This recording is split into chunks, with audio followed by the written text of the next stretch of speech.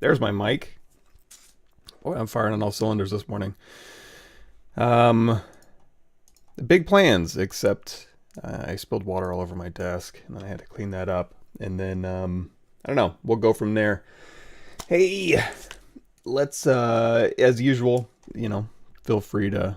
I don't even know. I tried to go on the restream and see if the title was correct, and they changed that up on me, so I don't know if the title is correct. So, I don't know. We'll just go from here. One thing I could do... because I found some old stuff. I was looking for, if we go way back on my ArtStation page, I was looking for this, these old Star Wars models that I did. What else did I do? Star Wars Galaxies cards that I made a long time ago. And then I did find all of these things, so this is one of the very first models that I ever made in ZBrush was this Spider Shaman, so maybe I can give myself a critique. But, and we have, well, I won't bring that up. So let me see what this is. Subtool all high. I'm going to cross my fingers. There's something else I am a little bit worried about, but I don't know. We'll see. And I don't know. I guess it holds up. He's got a spider body. He's got spidery legs. I could probably 3D print this out, and it wouldn't be too atrocious here. Good morning, or good evening, Karthik. In your case. Yeah, alright. I also found some other old stuff. So that was my old Eat 3D stuff. Grandpire, the good, the bad, and the ugly guy. This old, let's see what this guy's up to. 35, date modified. Oof. Oh, yeah, I don't need the dock. And I also found some old DCUO stuff that I could go through and kind of clean up a little bit, since that was my first ZBrush job in the industry. We can go and check those out and see if I want to update any of those. What else? There is something new in ZBrush 2022.0.4, the gizmo size underneath the preferences. And I still need to go through and do the updated... Ooh, he's metallic. There we go. Very, very early stuff. Look at that chunky armor dude. Hey John, you. Yeah, he does have most of the creature stuff. And again, this is super early. I could probably go through. Although I don't know, I'm not seeing a ton of stuff that's jumping out at me that bothers me too much, I suppose. But yeah, he could. He's got a very light feel to him. We could go in here and say, it's geometry. I'm going to go into solo mode. I'm going to drop him down, maybe subdivision level 3. I do like the damn standard O2 brush for a little bit of this stuff. We could go through and kind of, I know I probably would need to get some decent reference here. And this should be bone, I think. This, well, I mean, he's got spider. Supposedly, I could, I was thinking about making his head split open, kind of like those old, oh, what's that? Blade, the old Blade movie. I forget which one it was. The one where they kill vampires. Yeah, so this would be a good jowl area right here. And then over, what was that, submandibular, and then this one here, and then these stringy ones, and then again, if this is going to be, use a little bit of clay build up right underneath here, have that hang down just a little bit here, and so I'm just going to go back in and just kind of maybe play around with this stuff a little bit, deepen these wrinkles. But this would be a good candidate for just going in and finding those old references of old kind of dry climate. Sun damaged skin is so interesting to look at. Yeah, especially around that neck, because he's kind of weird. He's got this super old face, and then he's got kind of a he's pretty in shape. Not a whole lot of hanging skin down here. Just up here, so maybe he always wore like a neoprene suit. Yeah, exactly. I mean, we could maybe split his head open. This might be a little bit difficult. This would fall under. So what you could do is we could give this a shot. So let's go ahead and, well, let's get rid of this guy real quick so he doesn't take up space. Delete all. And we can go, you know what, let's take his head, and I'm going to say free subdivision levels. And oh man, I'm even working, so I never do this anymore. Open meshes? Ugh. No thank you. I'm going to go in here to close convex hole. So this is with ZModel brush, BZM. Oh man, I got water underneath my keyboard. Well, it's not touching anything metal. That's so stupid this morning.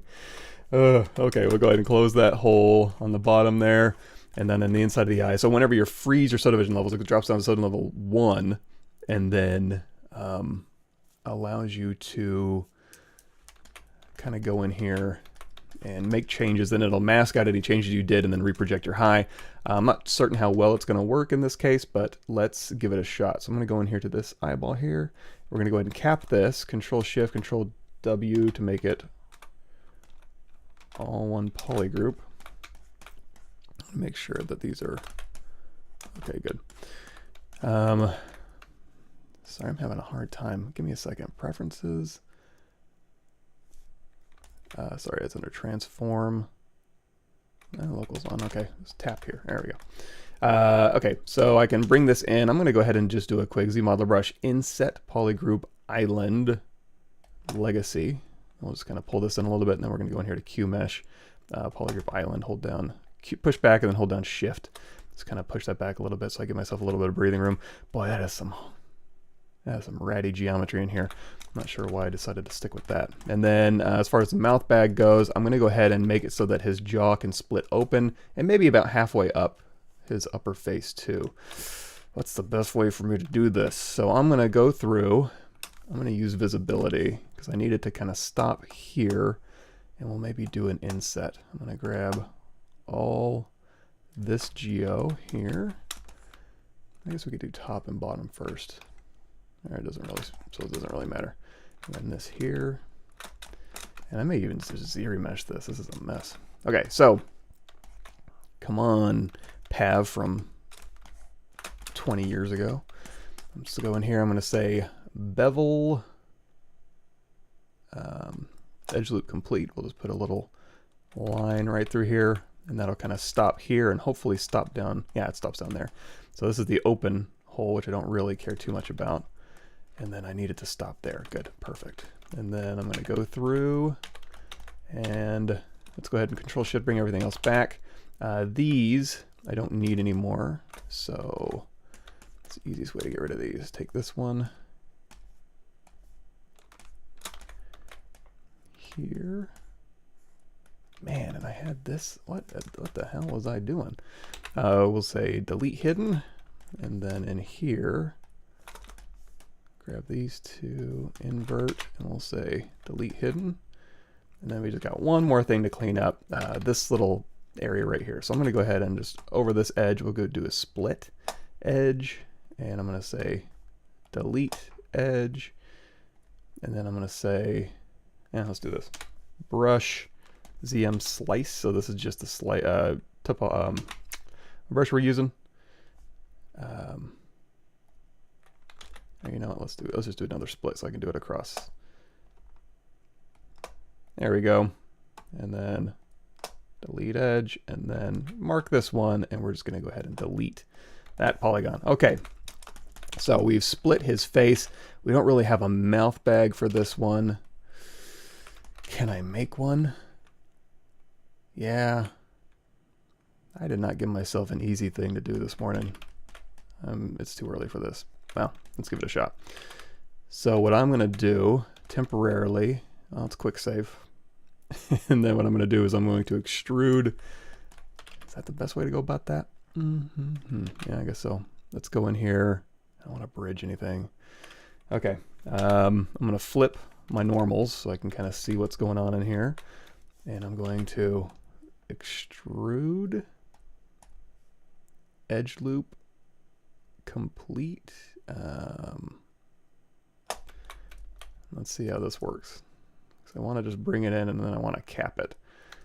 And I'm going to, as I bring it in, I'm going to tap Alt and then hold down Alt to see if I can grab everything. And I don't want it to snap.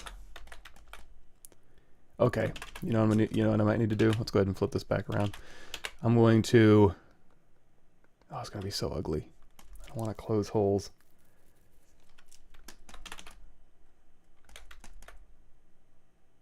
I can duplicate this off, extrude in, and then weld. Oh man, what a mess. What did I do? What did I do this morning?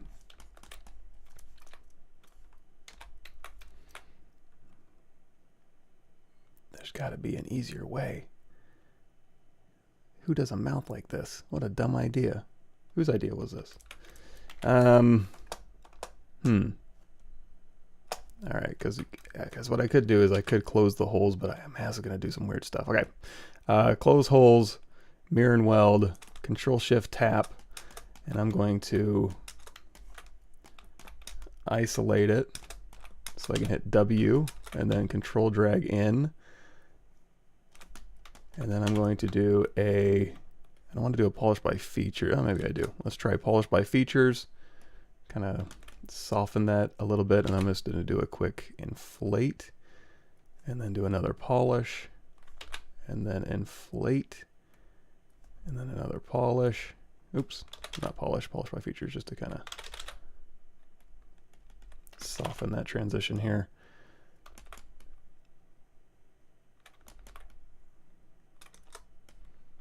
And then, I mean, I guess while I'm in here, I can go through and just kind of hold down Shift. Let's drop that Z intensity down. I just need a cavity in his head that'll catch light. Damn it, for his weirdo mouth. And I'm going to take this back. Let's drop our Z intensity down even further. And all right, whatever, just get back there, man. And this is why when I originally made this, I didn't really do anything crazy with this guy, because he wasn't really set up to do anything crazy with. He was set up there to sit in an A pose, basically, which I guess is fine for 2006 or whenever I made this. All right, let's go ahead and flip. And I suppose the good news is, worst case scenario,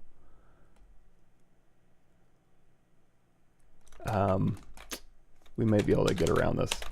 Okay, so let's hit W. Let's hold down to Control and drag so I can just kind of get this area here and see if I can't even like open this up a little bit.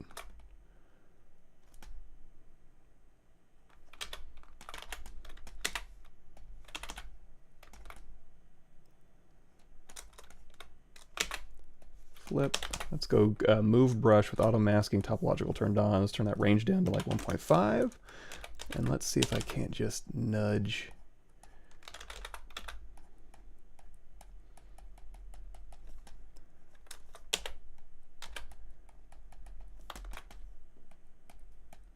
Yeah, there's all sorts of stretch polygons. If I get this worked out, I'm going to ZRemesh the hell out of this thing. Okay, and then W, Control drag. I just want, basically, you know what, we could do this. Let's do upper and lower maybe here. And then I'm gonna hold down Control, go into Mass Lasso, and we're just gonna grab all this. And you know what, I might have set these up. No, I didn't, of course I didn't. Let's do Control Shift, Control Shift S to shrink, Control Shift drag. Let's set up these polygroups here.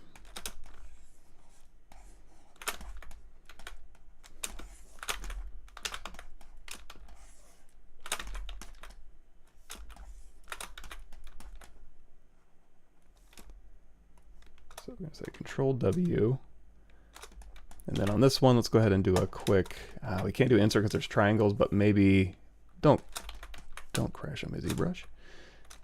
That'd be completely my fault, but just asking. Control W. All right, so there's more geometry in there now at least.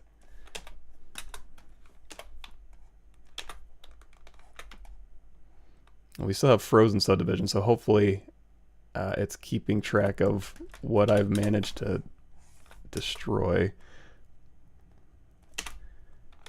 Well, that really just does not want to open. Yeah, when I closed holes, it crossed over. Damn. Well, we can leave that alone, I suppose, for now. We give it the old college try. That'd have to be something I really, really thought about and pondered and did a lot of work.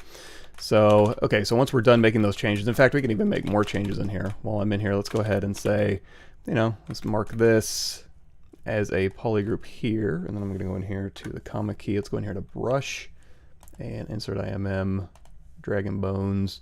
Let's find something with a hole in the back like this horn. We can take this here, and as long as we have a subtool with a hole in the back and a subtool, or in a subtool with a polygroup that we drag it on, we can control drag again. And let's go ahead and do a, underneath geometries, turn off smooth subdivision, and we'll control drag that out. And I'm just going to say shift to smooth, or let's go in here to scale, edge loop complete. I'm just going to kind of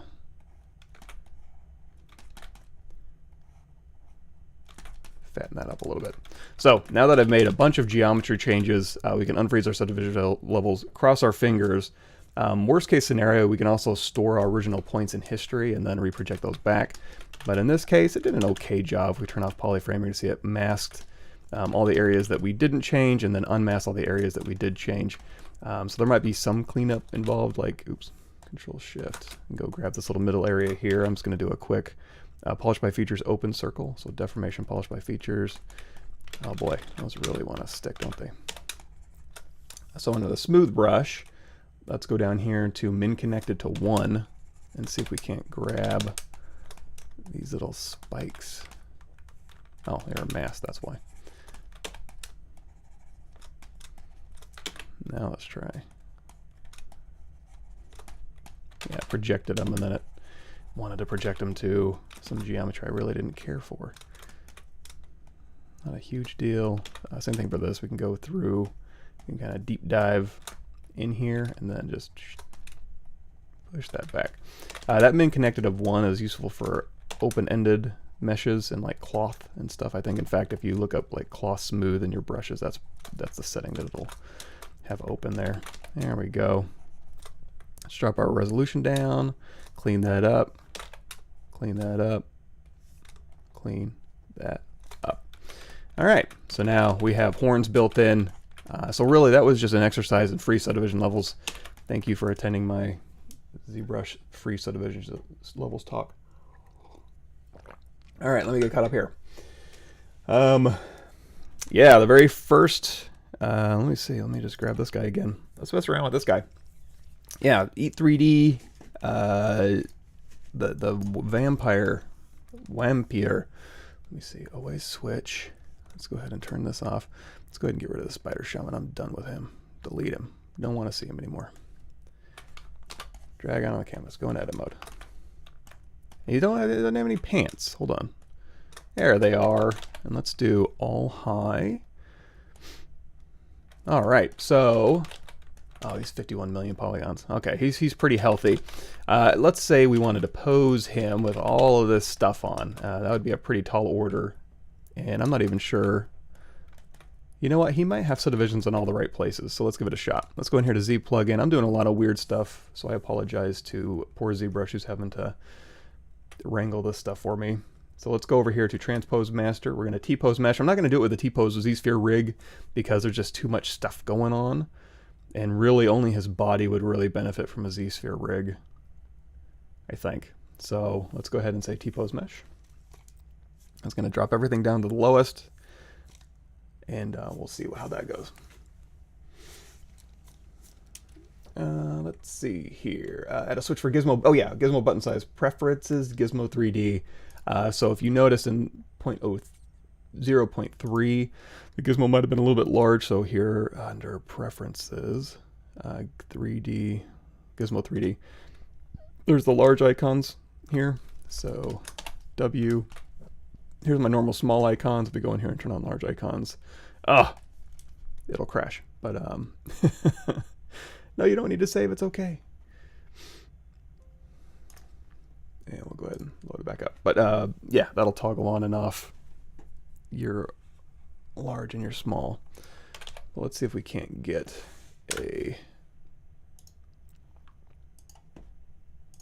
something or other going. And this guy he's a pretty large. You know what I might do? I might pare him down just a little bit here. Subtool here. Turn everything on. Does he need this head? I think we can move separately. We don't really need to, like all of this I can just move.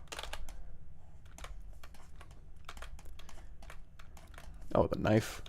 Yeah. Oh man, this is all built in. I mean, I guess it's okay for 3D printing. It's all one solid mesh, but boy, what a pain. I gave myself a lot to have to do there. Actually, damn, that was all one piece. Give me a break, Mike. Who made this dumb model? Let's see. Knife here. Tell me this is not one all solid piece. Okay, good. It wasn't totally weird. So I'm going to take all of this here, just grab little pieces of it, Control Shift A, Control Shift Alt, Control Shift Drag, Control Shift A, Control Shift Drag. There we go. So I'm going to do let's delete lower. I'm going to split hidden, and I'm going to reconstruct this back down.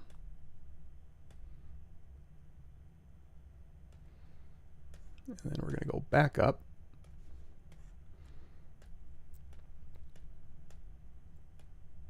God, what a weird way to work. And then we're going to turn this off. Basically anything I can move completely independently from his body that I don't want to have to wrangle, I'm going to just turn off and just do it later with move multiple.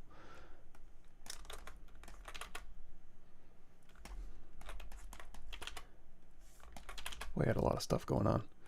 Okay, you know what? Yeah, thigh pad you too. I can do you separately. Of course.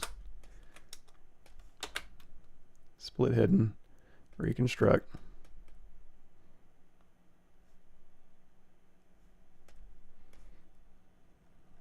Down one, reconstruct.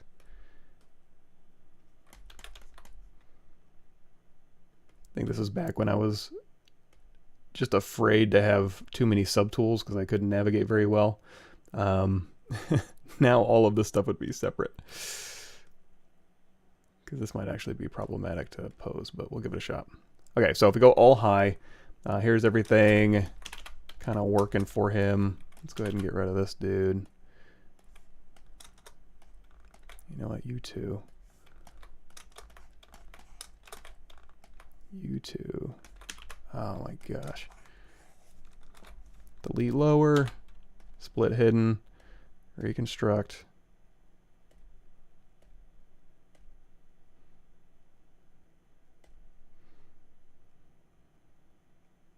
Takes longer the further you go back. I'm not going to go back any further than that. And then back here, 1, 2. I mean, the good news is I do have subdivision levels for all of this stuff, and it's all watertight, so if I was going to go through and 3D print this guy, it might work okay. But now let's go ahead and hide this, and before I do anything, let's go ahead and do a quick save. Cool, yeah, this is a while ago. What time? I haven't felt in the zone since like I don't know, 2010. That was the last time I was in the zone. Cool.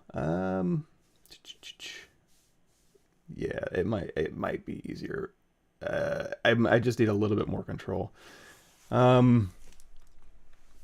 I do have my UI file. Oh, you know what? I haven't updated it for 2022, so I mean, here you can just check it out. So just recreate this. There's modified topology, and then this is poly model. And then if we did have a Z-sphere, which now I'm afraid to switch to, let's go out of edit mode, say switch, Control N, Let's go back here to Z-Sphere, edit mode, and then here's the Z-Sphere menu right here, and that's about it. Of course, some of this stuff probably isn't going to be all that worthwhile to you. So let's see if he's even pointed the right way. Oh my God, he's upside down. All right, let's fix that real quick. So turn everything else on. W, turn on move multiple. It is in the middle at least. Man, oh man. I'm going to rotate him 90 degrees or 180 degrees in this direction here.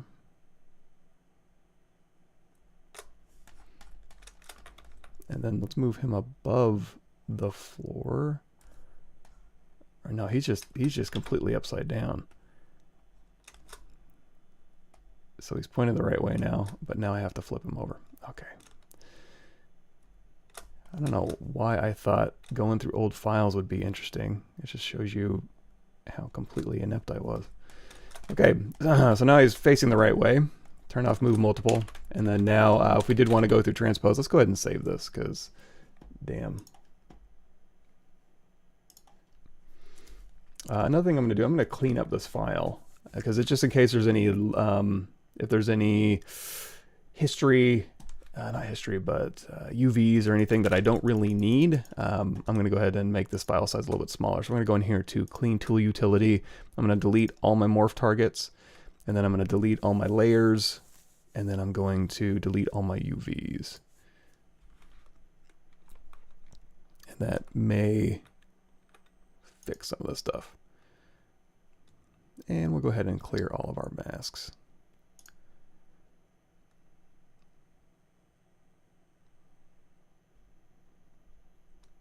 There we go. And then let's go ahead and do another save as. We'll do a test.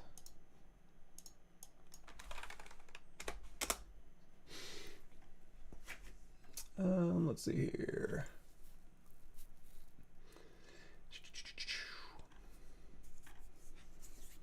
Cool, thank you guys. Yeah, if you want, let me see, ZBrush Central, I don't really need anymore. So if you do want to do like, you know, intro to ZBrush stuff, you can check that out. Here's a link to the playlist on my YouTube channel. Then they're also here on my ArtStation page if you want to, you know, some of these are a little bit more broken down. So here's 2021.7, 2021.6, and might be a little bit easier to navigate, I suppose. Give that a shot. Cool. A lot of polygons can't continue sculpting that bug. Give me some help tips that reduce the amount of polygons but keep the details. That would just be Decimation Master. This one right here.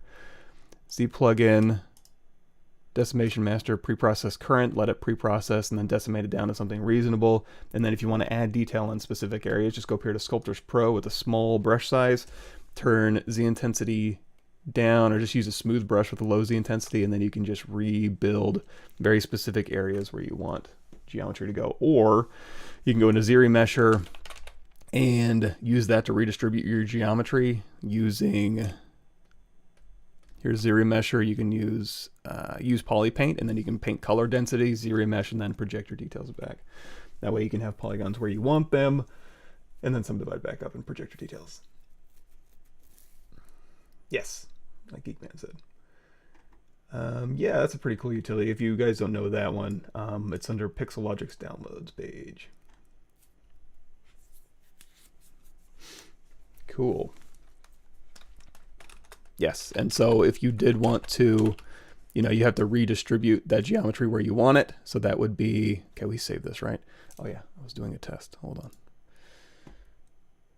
Yeah, okay, we knocked down 200 meg off that file by cleaning it up. If you really want to clean stuff up, you can do a merge visible and then break it back apart, and sometimes that'll clean up even more weird gremlins that might be in your file. But yeah, if you want to redistribute, is this a good candidate for that? Probably not. But for example, a cylinder, we go through here and we say Control D a couple times, and we have X symmetry turned on, and we got a shape here.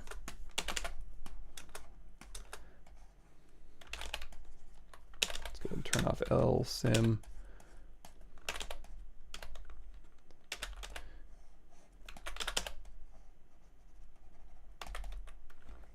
bit of clay buildup here. Oh, beautiful, look at that. So we've got a face here, and I want to ZRemesh it, but, and I don't want to lose my detail, but I also want to have my detail right in the face, and I don't really care what's going on back here. So then, if before I ZRemesh this, go down here to, well, first Control tap this point in history so we have those verts. Go down here to use Polypaint, color density set to 2 automatically. So I'm going to go through, turn on RGB for my standard brush, or use BPA, the paint brush. I'm going to say, give me a bunch of polygons back here. And I'm going to take this to color density, say 0.25, and then back here say, I don't want any poly density back here. I don't care about that. So now when I ZRemesh with X symmetry turned on, depth of size down, probably quite a bit, and then target polygon count of, I don't know, 1K. We'll hit ZRemesh, and that'll go ahead and give us new geometry. And you see it's very light back here and very dense up here. So now I have those points stored in history. You can just do a project history, Control D to subdivide, project history, Control D to subdivide, project history, get all your detail back, Control D to subdivide, project history, get your detail back. Oh, that didn't close. Well, we can fix that real quick. We know about free subdivision levels, close holes, unfree subdivision levels. And if it ever picks up anything weird, you can go, I think it just melted too much.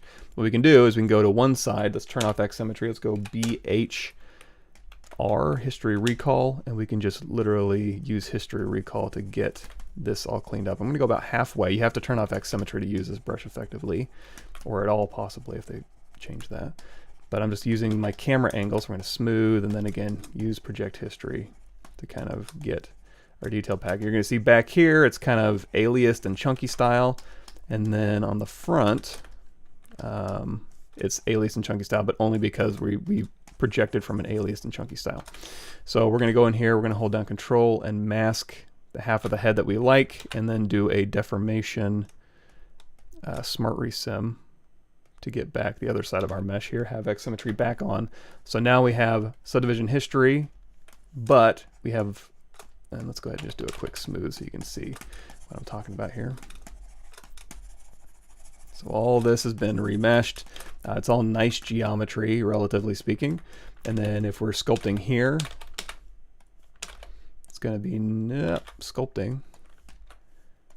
Is the intensity up? So if we're sculpting up here, it's a very nice dense topology. If we're sculpting back here, it's chunky style, aliased. Not great. So now you have subdivision history, which is great for this type of thing because I can bump this down quite a bit. And go like, oh, let's start really detailing in. Let's get some creepy detail going. I'm going to cut in this lip here, and we need some draft to this face. The face goes around a cylinder, which I did a terrible job of. So we'll pull these lips around, and we'll give them the world's creepiest smile. We'll go in here and we'll fatten these cheeks up. He's really pushing that around, and then we'll go in here to Damien Standard, and we can start playing around with these shapes here. But the whole point is just redistribution of your geometry, so that, let's also go in here to your pinch brush, so that you can put those polygons where you need it. Now, if you get to a point where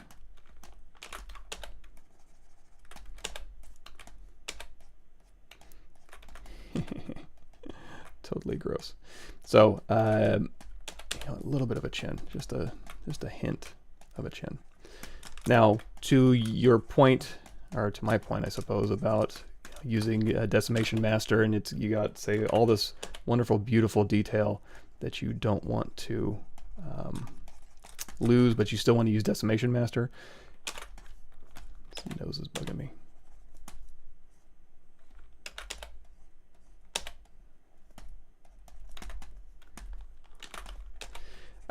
What you can do is you can also redistribute your geometry like that. So we can go through here, and let's go ahead and put some detail on here.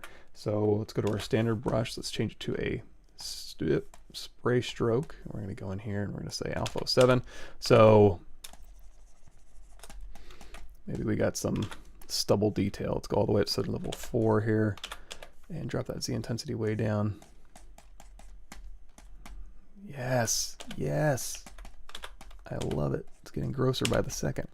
So we have all this detail on here, and we don't want to lose that, but we do want to decimate this down for whatever reason. So we're going to go in here to Z plugin, preprocess current. Oops, Decimation Master, preprocess current.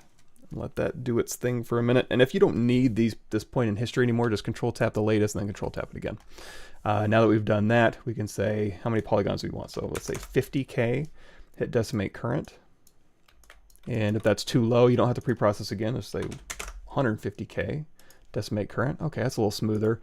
And now it's, you know, made this, it's looked at your chip topology. Now the only problem with this is your ZRemesh, I don't know, on the lowest may have done an actual better job of making sure you don't have any extraneous geo. But now that we've done this and say, oh, you know what, I want to go back in and put wrinkles on the side of his head.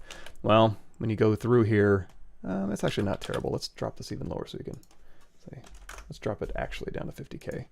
There we go, way down. So now if we go through here and we try to put wrinkles on the side of the head, it's a little bit messy. So I'm gonna hold down Shift, turn on Sculptors Pro, turn our Z intensity down, turn on Polyframe so you can see what we're doing.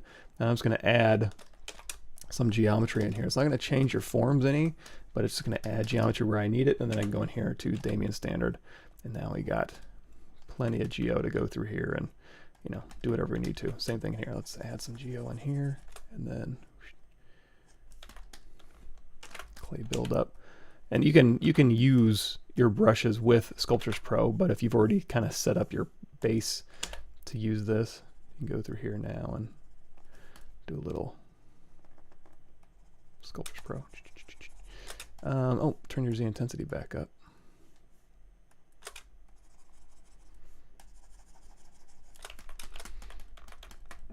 And then you can decimate this back down if you want to.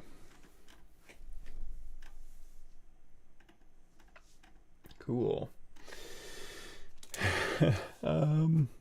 Yeah, I don't know how to set the title. I figured that was the case, but when I go to Restream now, they changed it up on me. So it just goes to, what would you like to do? Okay,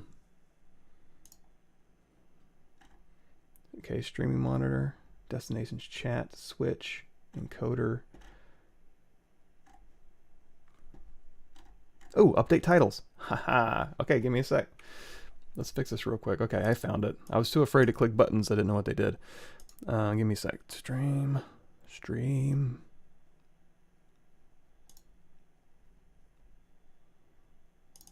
Pavlovich Workshop, ZBrush 2022. That's what mine is. Boom. Update. There we go. I don't know if that'll pop up anytime soon, but it's been updated. Sorry about that. Focal shift and depth mask. Yeah, let's go ahead and, you know what, let's just use Dynamesh. We can get this all redistributed. Another way to redistribute your geometry.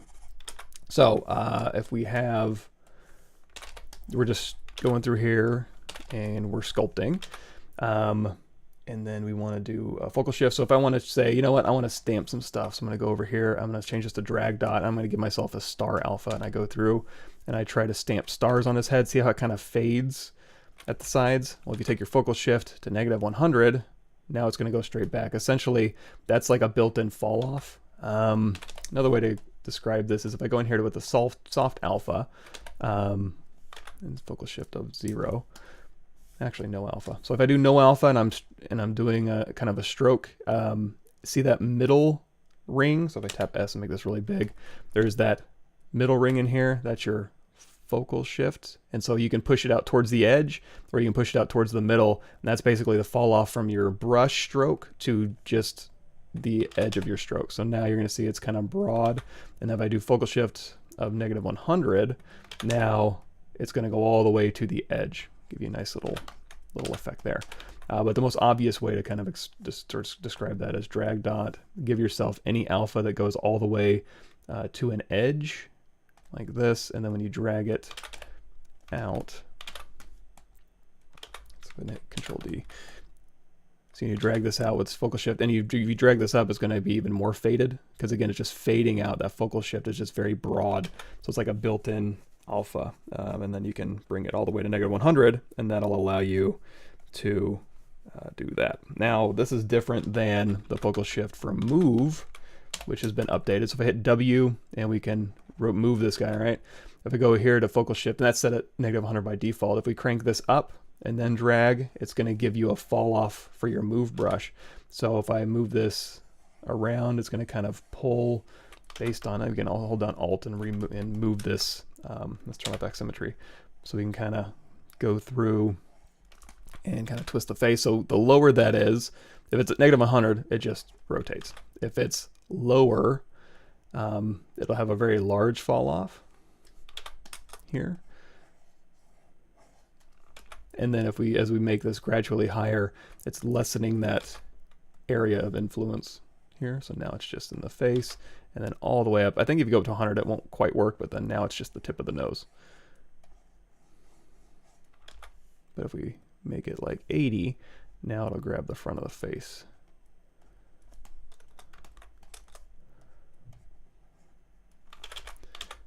But I need a little more influence. Nope, not that much. There we go. Now we're talking. Is this what I like? Is this what we need? Just a squishy shoe face? Yes, that's perfect. Okay, and now we're just back here in Dynamesh mode.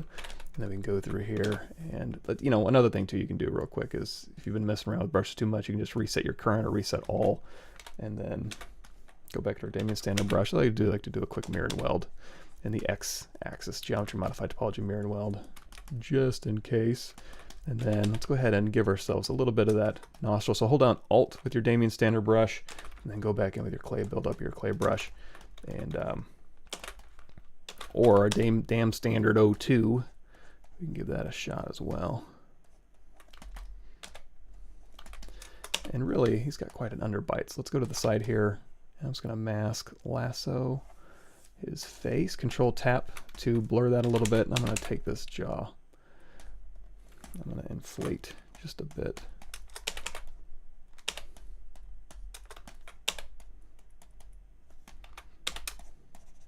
Control drag again.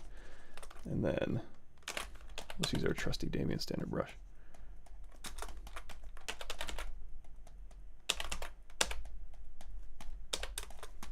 Yes, yes.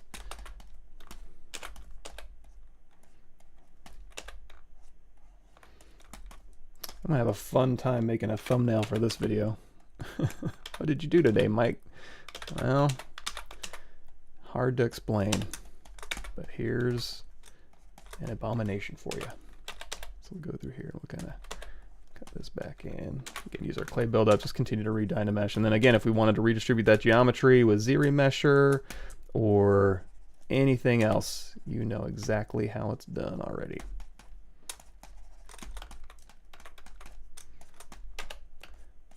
Go ahead and plump these lips up here. Yes, perfect. And then down here, let's cut in just a little bit here. And then again, Damien standard. We'll go ahead and put a little lip line on the bottom here. Let's go ahead and there's a Jessica Rabbit in Toontown impersonator that kind of reminds me of this.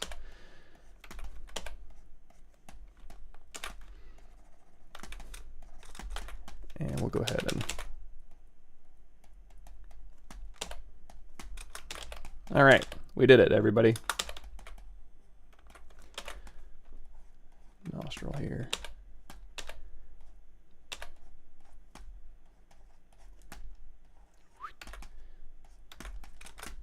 Cool. Quick save.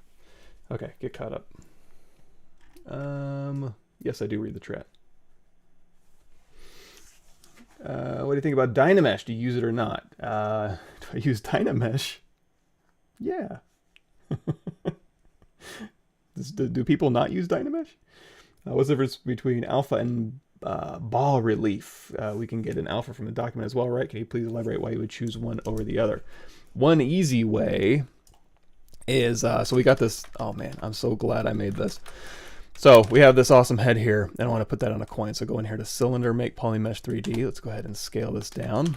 And I'm going to go in here to Geometry, Edge Loop, delete loops, and let's go through here. I'm going to say polygroup polyloop and polygroup QMesh polygroup all. We'll go ahead and pull this out and pull this out. So now we have a little place. Now I do, before we do that, let's, I'm just going to take this one here, geometry modified topology, delete hidden, X symmetry turned on here, and you know what, let's see if this will work. Transform in the X and Z, and then we're going to do a quick ZRemesh, double depth slice down. There we go. And then now I'm going to say QMesh polygroup all. We'll give ourselves a little bit of thickness here. So now we have a coin that might behave a little bit better. Oop, we have a little bit extra, no problem. Control Shift drag, Control Shift A, geometry modified topology, delete hidden. Go ahead and say crease BG, crease level of 2, smooth subdiv of 3, and then we'll hit apply. So now we have a coin that we want to put this person's head on. Now you're right, we could go, I don't even know where I am in space with this thing. Yeah, that's correct. Okay, so for instance, if you want to create a alpha bas relief, we can go through here and we can say make a bas relief based on what's in here. And this is going to, let's go ahead and set this to drag rect. So there's our bas relief. Now if we wanted to go, well, let's do a 3/4 view. So we got this. There we go. So there's our bas relief, and we can go through and we can drag that out. Let's go ahead and crank up that Z. Well, actually, we don't even need to. We can say keep your Z intensity whatever you want, and then you can go through here. Oh, and also focal shift comes into play here. So do this, and then you can just adjust last, and you can make this more or less relief.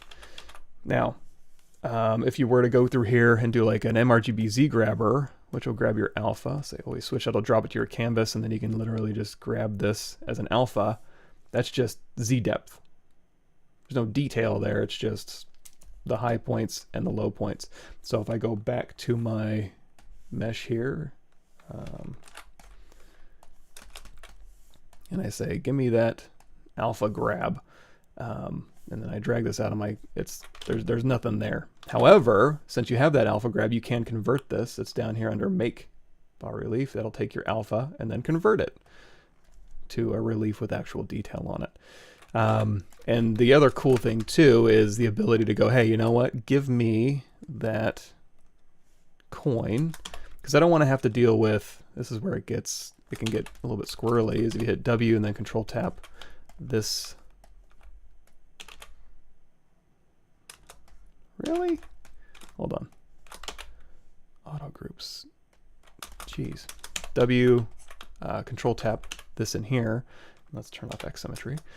So we just have this side open, and then I go back here to my bas relief that I captured, and then I try to drag this out. Let's go ahead and Control D a couple more times. W, Control tap, Q, draw. So now we're draw this head. I love this head so much. So I draw this on my canvas, and it may be kind of difficult to position. It's like, oh, it's not perfectly centered. There's ways around that. You can hit W to go into transpose mode. You can load up your relief, hit Y to go into transpose, and then when you drag out, you hold down Control and drag it out. You can go through and you can kind of reposition. However, as you can see, it does tend to kind of want to squash. So if I invert this and then we just use deformation inflate, we can kind of inflate through here, and then we can do an adjust last. Although that adjust last is going to be getting rid of my mask, so that's not going to work. You have to save a layer. So you can position it like this. Make sure you're not, you just had, if you have it in here, just go through and hold down Control, mask pin, just unmask this side. So now we can go through.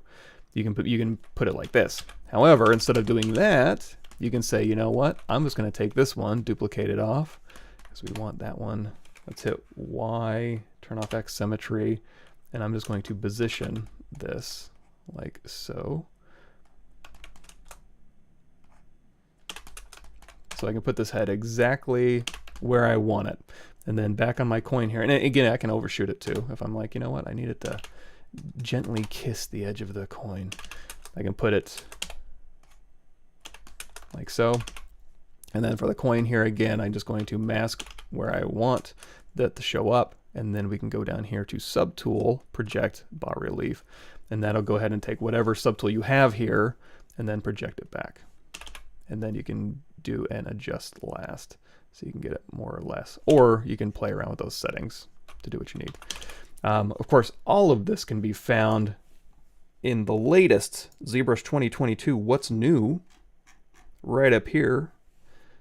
Bas Relief, Alpha, and Project. Turn any creation into a release sculpt easily. So check that out.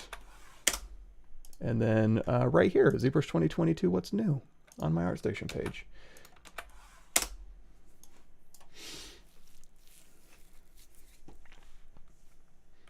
Cool. I'm using 2022.04. Always get the latest. I do, anyways. I have to. I got to know what all the new stuff is. Yeah, I always said it Bas Relief too, and then I looked it up on Wikipedia, and it's like bah.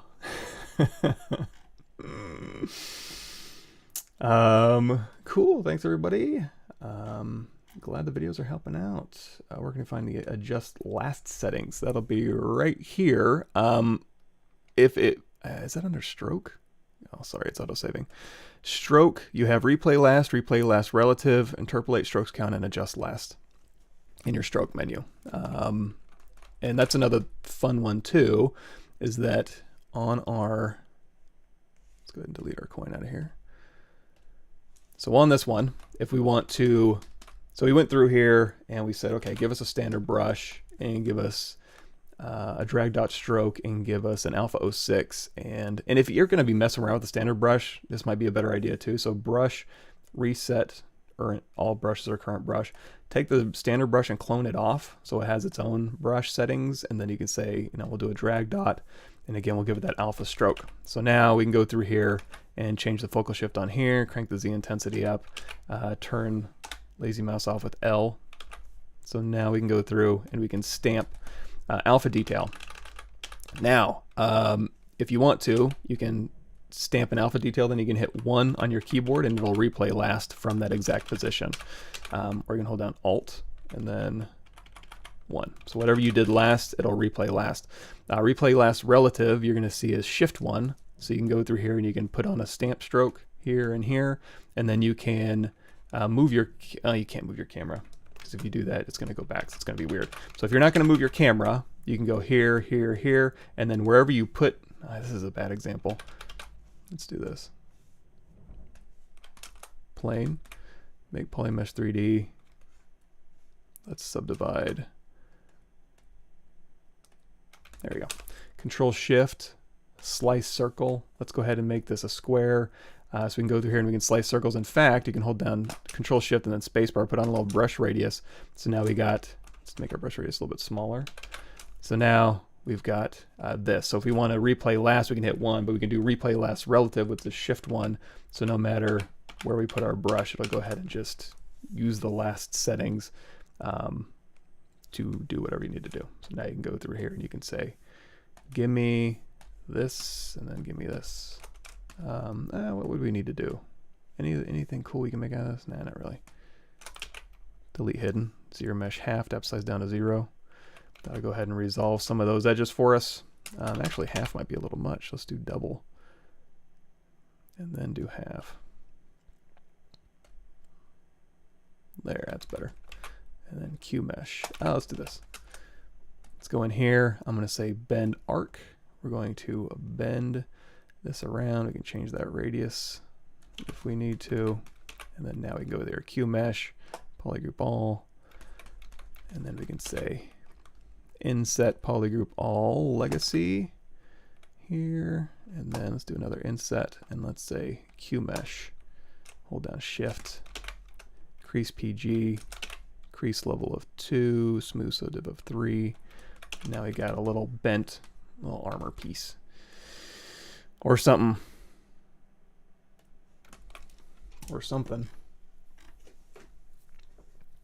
As far as the adjust last settings, that's another thing too, is you can adjust back through multiple. So if you did a line here, let's do this. You did a line here, you did a line here, here, and here. It's like, I wish I could adjust last, but it's only going to adjust that last stroke. You can go back through your history, Control tap that point in history. My history is getting nuts. Hold on just a second. Let's undo that. I'm going to go up here to edit. I'm going to say delete older history. So now, one more time, we're going to go through here and I want to say, the face is so perfect. I can't bring myself. Let's go to the back. So I have this stroke here and this stroke here and this stroke here, and I want to adjust all of these. Just go back in your history to back before you did that one. Control tap that point in history, and now when you adjust last any strokes you've made since that point in history, you can actually go out or in or whatever. You can adjust last multiple. So again, control tap again to get rid of that history. This is actually live. Try importing an SVG file and you're saying it doesn't work on my updated version without failures anymore. I'm trying to remember. Let's go to my YouTube channel here.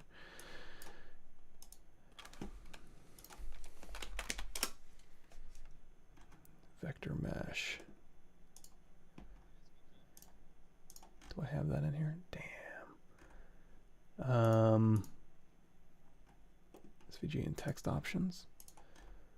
Do I have it in here? Damn. I used to have like logos and stuff you could download. I don't have access to a ton of SVG files just off the top of my head. I don't do that very often.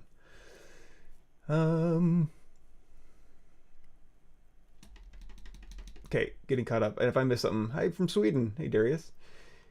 What does adaptive size and ZRemesher actually exactly do? So if we have a cylinder here and we say make polymesh 3D, and you know what, let's go ahead and say group by normal so that we have polygroups on there, and then we would go through here with geometry, ZRemesher, and we have adaptive size down to 0. That's going to look at everything and give us even quads. And in fact, let's go ahead and say keep group, smooth groups down to 0 because it's already smooth. And now it's going to try to give us nice even quads. If you have adaptive size up and you do ZRemesher, well, in this case, it does exactly the same thing. Let me think of a better example. Okay, let's do this. Let me go back to our head. Perfect. Okay, this is fine. So let's go back down here. So again, I'm going to control tap this point in history so I have these details. And it's like, okay, this is a beautiful head, but we need just new geometry. So I'm going to go down here to ZRemesher, and we're going to say adaptive size down to 0, use polypaint off, target polygon count of 1, and turn on our polyframe with X symmetry turned on so we can see what it's doing. And when it does this, at adaptive size of 0, it's going to try to keep your quads really even. And when I set a target polygon count of 1,000, it's going to get pretty close to that. So you're going to see 1,600 points. So yeah, how many polygons is this exactly? 1,600 polys. Okay, well, so you can see everything's really nice and even. Nice even quads in here. If you undo that and you crank up your adaptive size, any form changes in your head, any drastic changes, it's going to go, oh, you know what? You probably want to keep those edges around so you have, you know, we give you a little bit more of a precise result on the edges.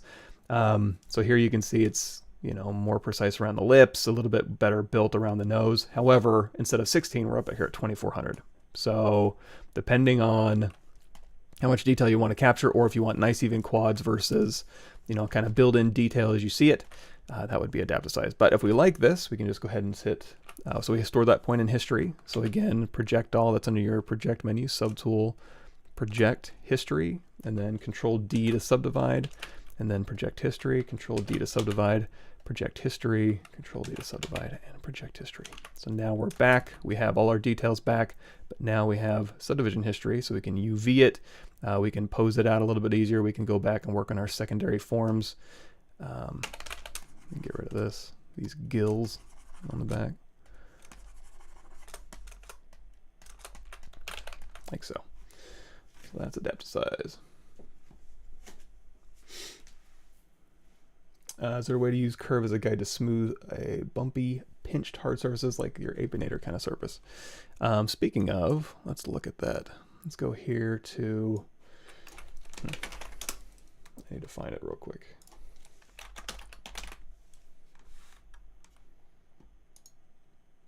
Demo.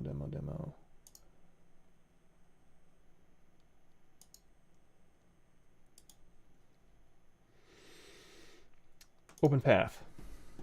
There we go, date modified.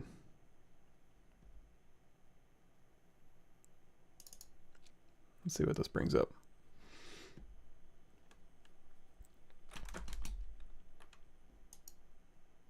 Oh, do I have a window open? Yes, damn.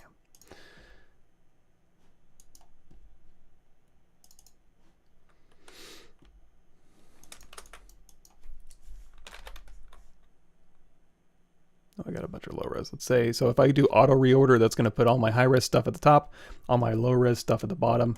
So now I can quickly go through. Oops, I need that one though.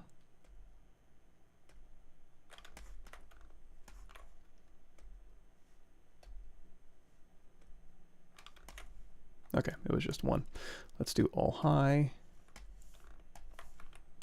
D for dynamic. All right, so here's the Apinator, the G800. And if you want to print this out, if you'd like, that's on my YouTube channel. Oh, just recently. If we go here to videos, so we did an Elegoo follow along, so just printing out with the Elegoo Mars 2 Pro, and then up here on the Nova Beni 5, we did the Apinator. So if you go to the description of these, you can download the Gorilla Skull files, or since we did both on this one, I'll just give you this one. You can go to the Gorilla Skull files and the Mechanical Gorilla Skull files. So you can download this and do whatever you want to with it. But as far as, oh, and is there a series on this? Yes. Yeah, Mechanical Skull series. So you can check that out if you want. But anyway, using curves to cut in hard surface detail, you can, but you would need, well, there's a couple ways to do that, I suppose. So if we go in here to BC brush chisel here, and you can kind of use this to carve in hard surface detail. Let's go ahead and make our brush size a little smaller. The intensity, let's control tap this to get rid of that history in our file. So we have this hard surface detail, and we could maybe assign a stroke to this. So we can go in here to stroke, curve mode, and then as we drag on this brush, it'll have a curve, and then as we touch this curve to update it, it'll go through and it'll try to, you know, put this hard surface along a curve. But one thing we definitely need to do with this curve is make sure we have bend start and bend end turned on. And then now it still wants to jump out, huh? Also, let's take that lazy stroke way down. Curve mode, lazy mouse. Jeez. Yeah, there's better brushes for that, I suppose, like BD, displace curve. You can go through here and put a curve on here. Curve mode, bend start, bend end. Jeez. I'm not sure why it's wanting to do that. I don't play with these very much. So as far as cutting in hard surface shapes with a curve, I usually want a little bit more control than that. So for example, what I might do is duplicate this off, go through here and be like, hey, I'm gonna hold down control. I'm gonna turn on backface masking for that. It's under your auto masking options in your brushes. So I wanna put a hard surface line around this area right here. So what I'm gonna do is I'm gonna go in here and I'm gonna say edge loop mask border under geometry, and then isolate this, and then just say delete hidden. In fact, you could even ZRemesh this depth slice down here, and just to get you, because you can literally just use a Boolean to kind of, you know, cut through something. So that's probably what I would end up doing, is just a quick Q mesh, polygroup all, Q mesh this out, and then let's do this. Q mesh this out, but tap Alt, so we get new polygroup. So now I can Q mesh this back, and now I've got something I can just stamp through. So I can turn this to subtractive, turn on my Boolean, and then just push this on back through. And then we could even do, like, you know, crease PG, dynamic turned on, nice and smooth. And then if I ever need to, I have access to, you know, Q mesh this a little bit wider. We can go to the bottom here, and we can say, you know what, let's inset polygroup all. Let's do polygroup island, legacy. Oof. All right, let's do this. Polygroup here. Inset. Let's crease PG. Okay. Inset polygroup island. One more time. Q mesh. Let's pull this down a little bit. Again, crease PG. Let's do crease level of 2, smooth subdiv of 3. So now when we punch this in, that'll be the thing. And you can even, it's live, so you can go through here and you can adjust this as needed too, if you needed. But, and I want to say that's how I did this one here. But you could use that as a brush stroke too if you were insistent on using curves, or if curve brushes were your jam. So basically this here, and we're just going to take this top one here, geometry modify topology, delete hidden. Let's do an auto. All right, I'm just going to grab, let's turn on double display properties, double display properties at the very bottom. Geometry modify topology, delete hidden, then turn double off. And then now you can go in here to stroke, curve functions, say polygroups, frame mesh, and then if you want to go here, brush, let's see, brush insert, army bike chain. You can now put an army bike chain down this curve here. Let's go ahead and tap off. Let's go ahead and say split mask points. No, split hidden is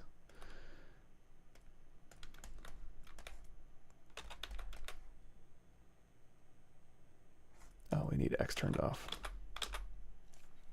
Turn X off. There we go. Tap off. Do we have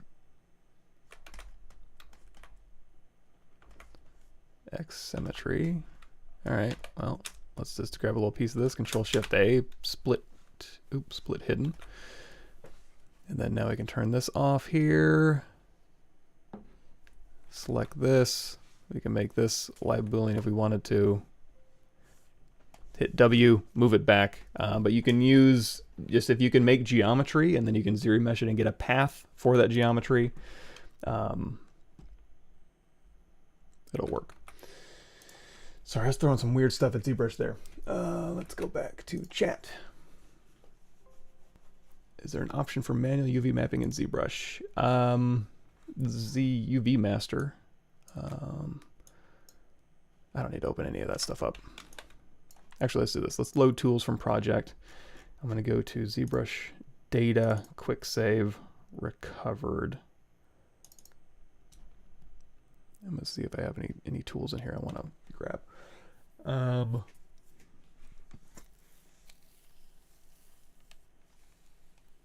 Clean 3D alphas, whenever I try to make scales and skin details, they look very messy, especially around the alpha.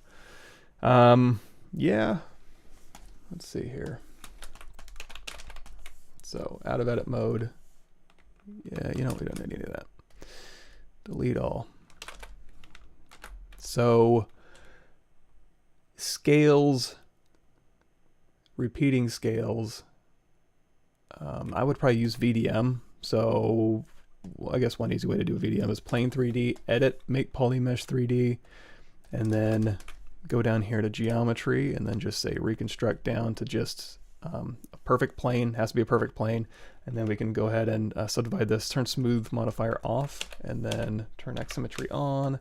And we'll just grab a mask lasso here and then Control tap to blur that out, invert that, and then we can just grab a you can just do like a little scaly guy. And in fact, you could go, you know, kind of dig in and then dig out. It's a vector displacement, which means let's go down here to mask our open border, and then I'm going to grow that mask and then Control tap to just grow that mask. I just don't want to mess with that if I can help it. And then go back down here to mask pin. Let's go ahead and drop our subdivisions down. Ooh, not that many. A little bit. So now we got a little bit of an overhang for this scale here. If you ever need to morph your grid back if you accidentally tweaked it, I think there is a deformation for that. Morph to grid. Yeah, so you can just mask out whatever you don't want it to morph, and then you can just say morph back to grid. So now that we have this thing, Let's go back up in our subdivision levels here. So we have a scale, and it's got an underhang. And then we want to capture this to a brush. I'm going to go here, BC brush creature. And then I'm going to say, oh, how do I do this? Create.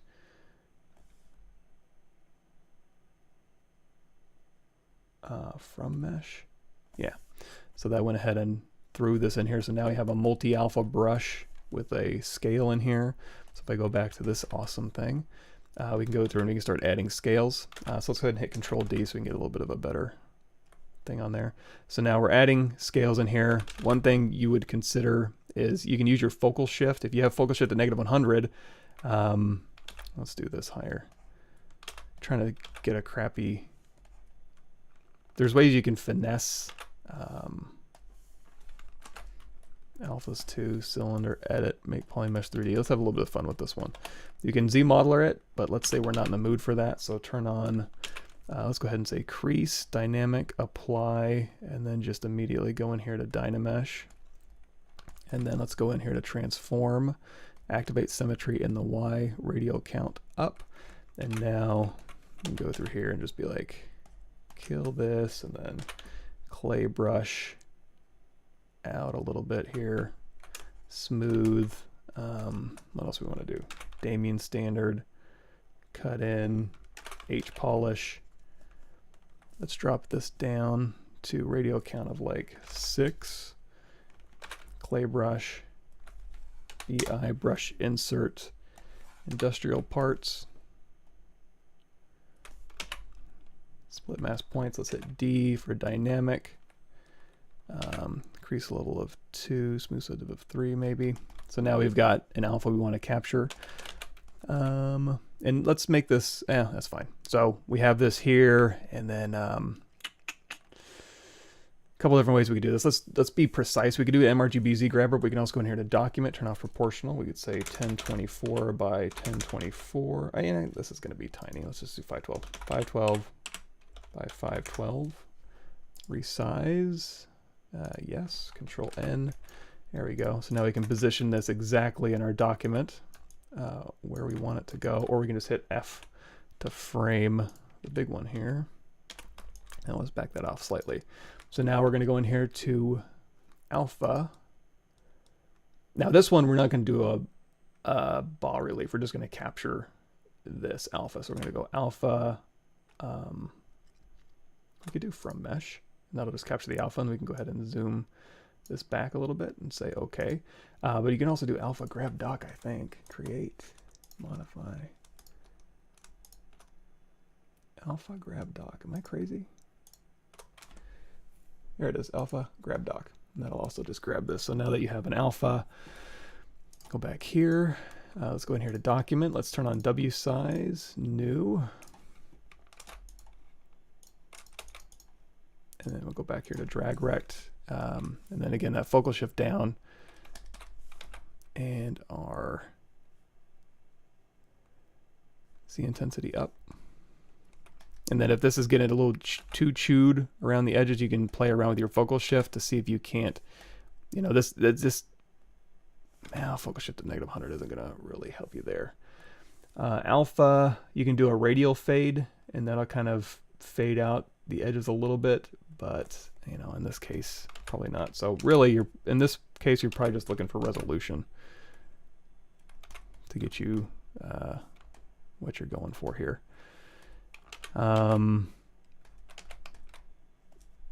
So if you're just talking about like I'm getting it kind of ratty around the edges, radial fade or focal shift and radial fade, you can tweak those settings. I mean, we do have that now. So if we go back in here to brush, chisel, oops, creature, and instead of a drag rect, we want to do dot stroke. We can use this. Will give us our alpha. There we go. And let's turn off. God, that lazy radius is so intense. And then let's go back up here to lazy step to maybe 0.25 and our Z intensity way down. There we go. So now we can drag in these scales. Of course, there's also a ton of scales up here. If we go in here to scales, they have some alphas in here you can steal. So there's cool alphas you can steal on that one. Scales B, no. And all of these have their own settings that you can check out. Scales fish, there we go. So this has a repeating scales on this one.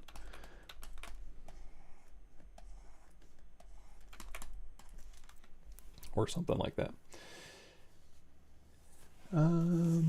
Oh yeah, and then manual UV. So if we want to UV this thing, we have X symmetry turned on. I'm going to go over here to, I mean, you won't be able to do it like face by face or anything, but Z plugin, UV master, symmetry, polygroups, work on clone. And then if I want to control this a little bit, like, hey, you know what? I do want this to all be part of the same island, just make it a polygroup. And I do want the nose to be in its own island, just make it a polygroup. So we have symmetry turned on, we have polygroups turned on, we can say unwrap, and then flatten. We can hit W. We can hit W, you can control tap these, and I wonder if that's because I got that old grandpa thing, or if something weird's going on. Then you can unwrap, and then you can copy those UVs back, and I'm just gonna keep my ZBrush session fresh.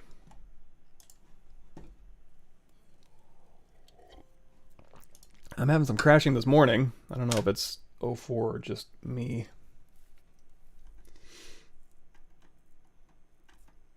I told a beginner, can you recommend sculpt for practice? Want to try things mine without following a tutorial? Yeah, pick anything.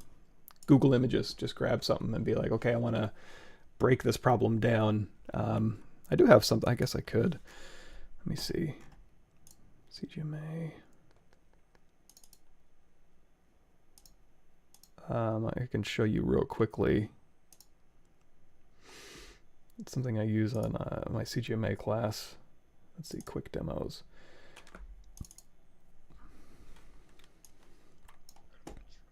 So, for example, you know, something like this that looks really complicated. Basically, go through and just break it down to its component parts. And by that, I don't mean like, oh, you know, how do I weave this geometry intricately into this shape and have it match over here and have it meet up over here? Literally break it down into its base component parts. So I'm going through here and I'm looking at, okay, this is just a repeating shape like this. So all I really need is this shape and this shape. It's a twisted torus that I can repeat over and over again. And you don't even have to put in an IMM brush. You can literally just control drag it out. But here I am, you know, just basically twisting this out, doubling it up, and then you can turn this into an IMM brush or just, again, just control drag it out. So that way, and again, you don't need to be like, oh wait, how does this one, does it come off here and connect? You can always bridge that geometry later. So basically breaking down your complex problem into very, very bite-sized small problems to solve. And the overall hat shape is just a you know, elongated cylinder, you know, so that's pretty easy. Some of the stuff might be a little bit more brute forcey. Like you have to go ahead and make the shape and extrude it and then go in and sculpt and stamp stuff. So it's not going to be, you know, automatic. But yeah, just pick something and then just break it down to its really basic component shapes and give it a shot. Cool. Let's see here. Make Polymesh 3D, control data subdivide. So if we have RGB turned on, we can paint blue on here. Subtool, turn Polypaint on. So you can paint blue. You can also sculpt and paint at the same time. You can also go in here and you can apply materials. So we can say color, fill object with mRGB turned on, like so. And then we have color and material applied. And if we go through here, we can say just RGB, so just update, and we'll turn off Z add, so just RGB. Now we're just painting with RGB, like so. If we want to paint with materials, just switch your material up just to mRGB or just M, and you can paint with that material. This is like, if you guys are like brand new to ZBrush, let's see. Look for that weirdo Conan O'Brien looking dude. This is Intro to ZBrush, 50 videos. It'll tell you how just the bare bones minimum of ZBrush works. How to load stuff up, what poly painting is, what a material is. That'll get you caught up. Cool. Thank you, Morty, for the kind words. Any tips? Dynamically posing models, lots of subtools without being stuck on merging all. Bloated problem. Yeah. So we were actually doing that earlier. Let's do that. So I'll go to my desktop here.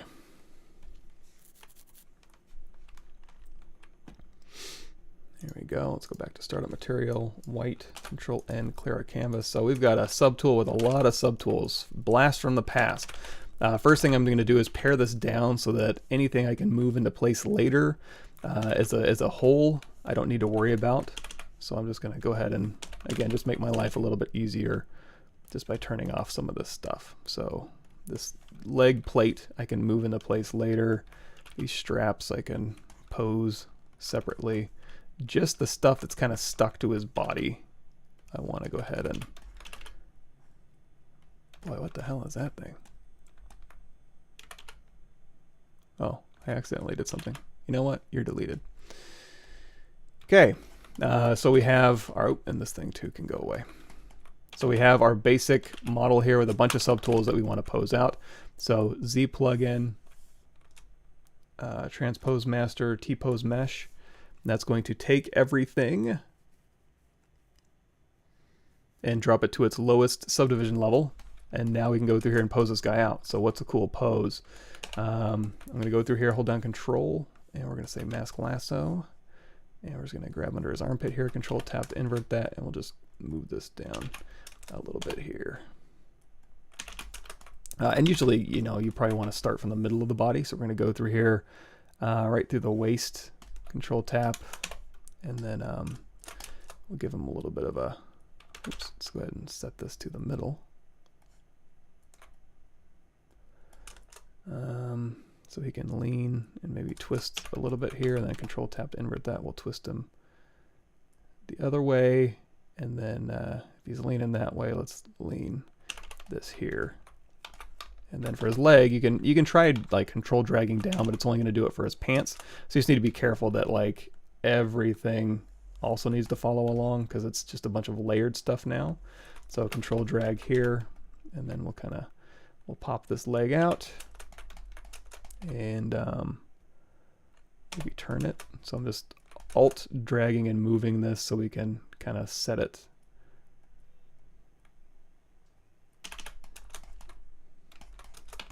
And then if you do need to, you can go through here. It made a different poly group for every subtool that you had.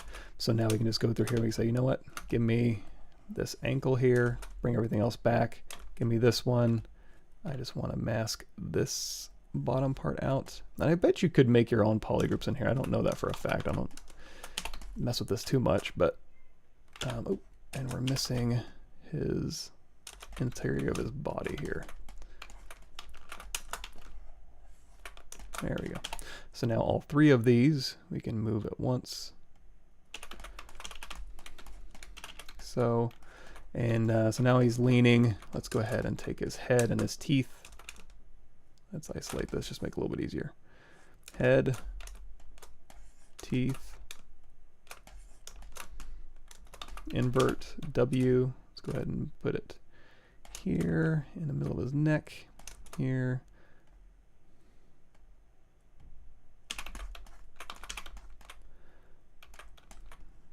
And what can he be doing with this arm? He could be waving. Hey, how's it going? Waving to his neighbor.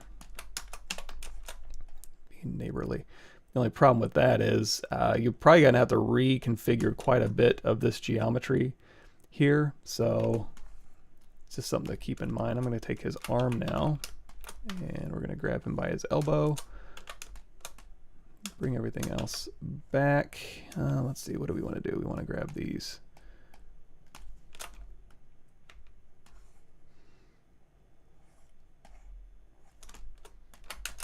There we go.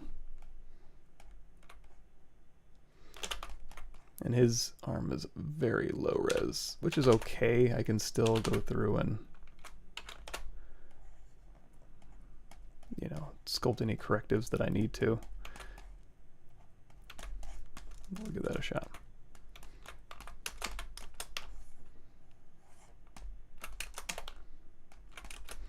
And, you know, I guess something that always comes up too is like, oh, how come it doesn't do a perfect job on muscles and stuff? Well, you're really just pulling around verts.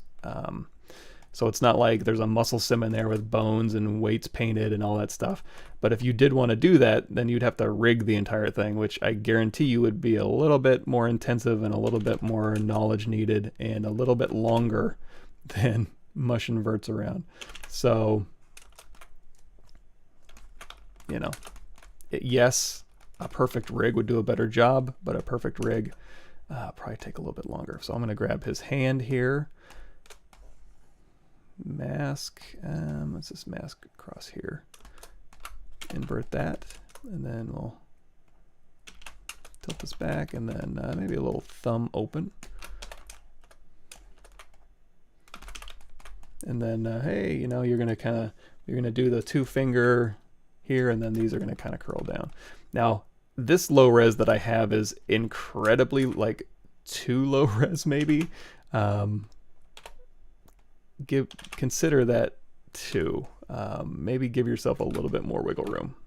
Granted, I made this more than a decade ago, so cut me some slack. And then this is going to curve in a little bit more, so I'm going to grab this hand here and just mask here. Hand, pinky.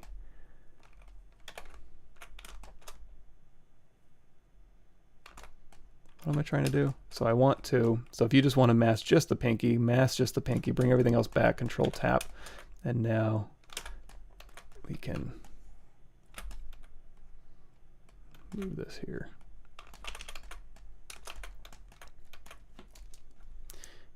And I'm going to say the middle finger is going to be out towards.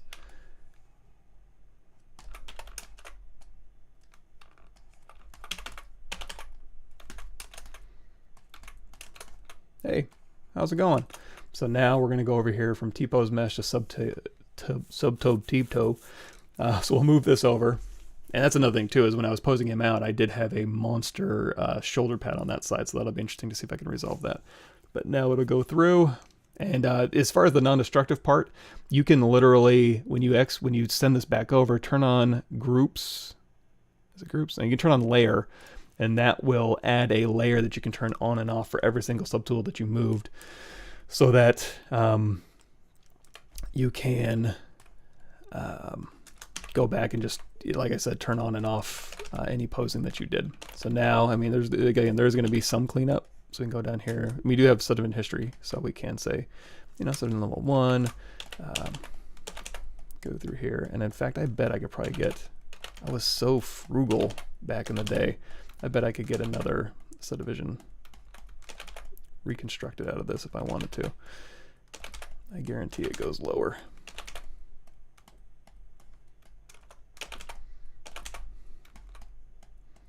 So yeah, just a little bit of cleanup, and then, you know, of course, where the elbow bends, let's bring this back here. You can go through here and we'll drop down like subdivision level 2 and go into solo mode. Yeesh. Z-add. Clay brush or clay buildup, move brush, and then just kind of work your way back up through your details just to make sure that we have an elbow present in here, because again that low res was so low I couldn't bend without, you know, trying to keep some of the stuff a little bit more in place. Get your reference out, bent elbow, and just match it up. I'm trying to go slowly through so I don't lose or modify too much of my surface detail. But a lot of that stuff is going to change, because when you have a big leathery elbow and then you pose it, you know, it could do some stuff. Also, when we bend the arm here, you know, that's going to kind of here, and then it's out towards, so it is going to be, it's not going to be like pointed and peaked, it's going to be kind of flat through here. And just, oops. Turn off X symmetry for everything. There we go.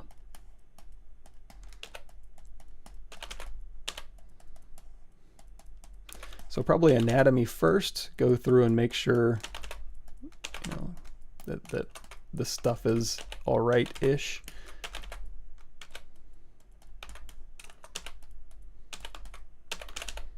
And then when you go back and put your straps back on, and I have all my straps like built in for some reason. Control-Shift-A.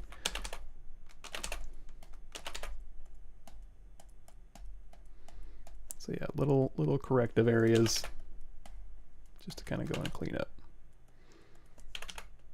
Not super exciting to watch though, so I'll probably stop now and get my coffee.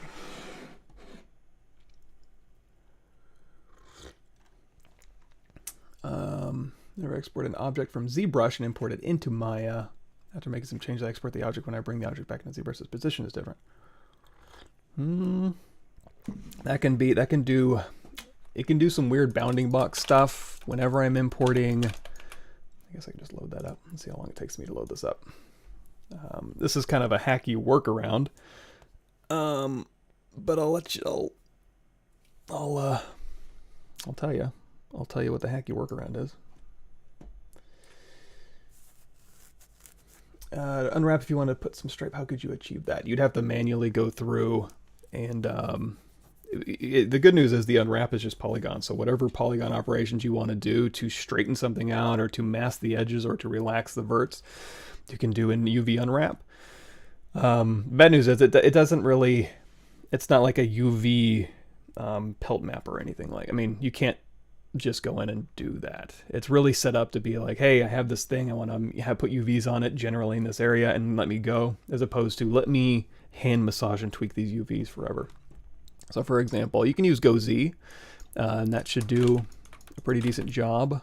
But for example, if I want to take, I'm just trying to find something that would be off kilter here. There we go.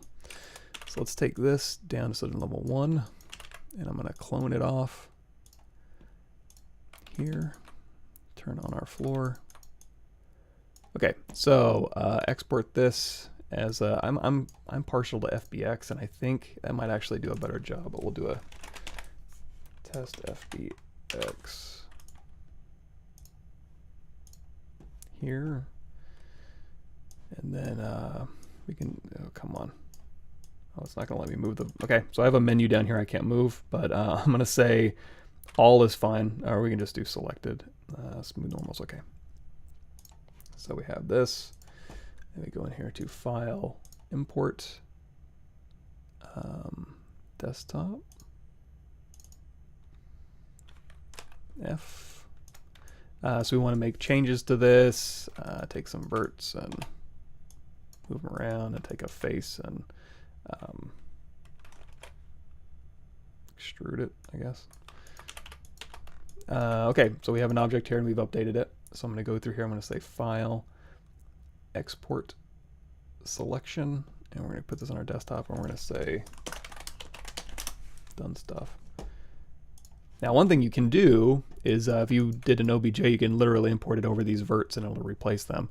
But let's see if we can get this thing to move. So import here.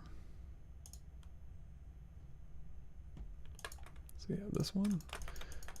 And we say insert here. Yeah, everything seems fine. You know, we moved these verts in mine, we extruded this face, everything lines up okay. However, if we try this, if we say, okay, let's do this, let's go export. Instead of FBX, let's do an OBJ, because I'm trying to break it. And we'll go on our desktop here. We go into Maya.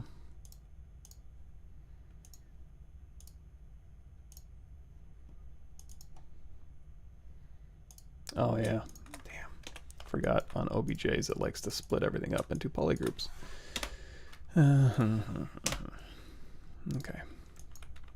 Control W.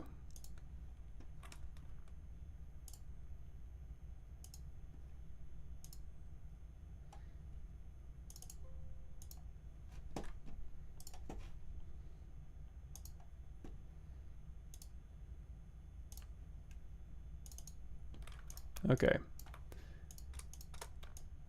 Did I really not grab all of them? Or was it just not done?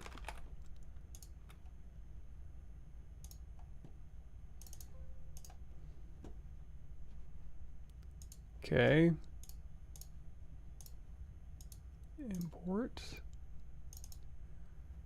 There we go. I don't know what was that was all about, but okay, we have this and we want to make some changes. Let's go ahead and hit B so we have a,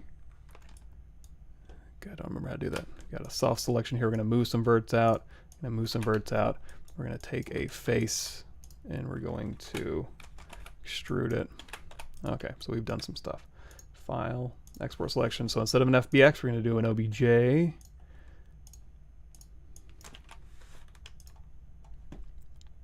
And then back in here,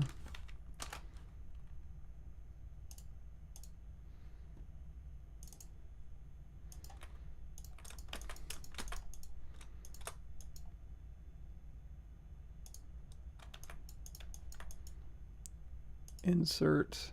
This is what we started with.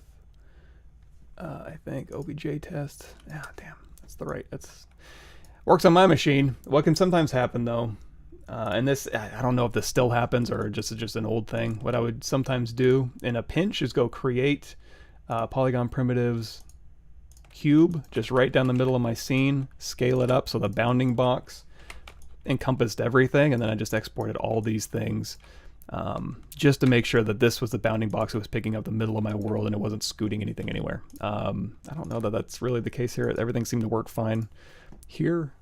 But also one thing you can check is underneath geometry position, you can see if anything needs to be zeroed out. Like sometimes your x-axis will be just like tweaked slightly off. Just go down here and zero that out. In this case, it's off on purpose. I don't know, something like this.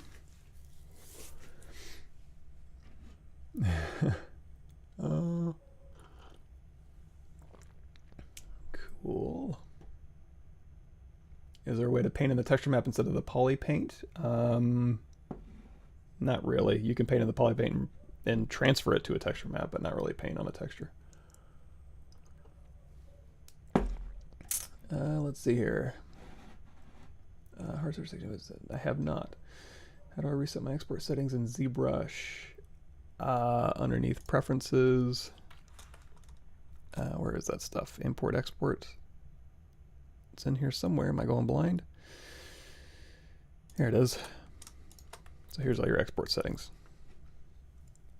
And you know, you do have some export settings per subtool, but I don't think there's very many anymore.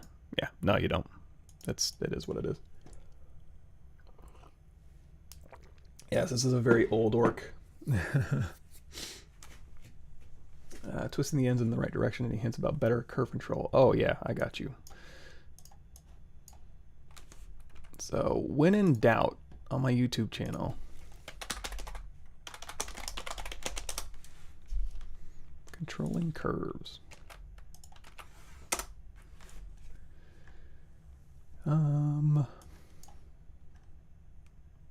Each and every modifier list of hard surface modeling, ZModeler brush. No. Some of them are kind of redundant though, and some of them are like just obvious. So again, even in this intro to ZBrush stuff, if you go down to the ZModeler section, you know, here's polygon actions, edge actions, point actions. You can also, where else is in here? So ZModeler basics, just a ton of ZModeler stuff, ZModeler updates, edge extrusions. I think Pixelated Classroom, Joseph Dress did a pretty comprehensive breakdown of everything, but a lot of it is probably just faster just to take a face selection, choose it, and then just see what it does. Might be easier than trying to track down a video of what does extrude mean. Just do it, and you'll probably scoot along a little faster. Drawing curves, you clip, curve, trim, or knife as well. I don't know how to help that. So yeah, Control Shift. It's not a ton of control. You know, you can use your space bar and then Alt Tap twice to do sharp, and then Alt Tap once to do bendy. Trying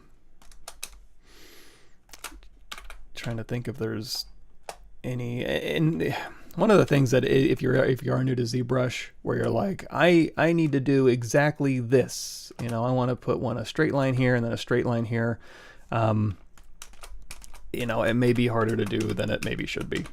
You know, but at the same time, if you're just trying to quickly go through and make something crazy, and you don't need to like turn it into a modular set piece that has snapping verts so you can, you know, put it in Unreal and run around it, then yeah, maybe ZBrush. In that case, ZBrush may not be your first choice. You may want to set it up first in an external program with all that, and then bring it into ZBrush.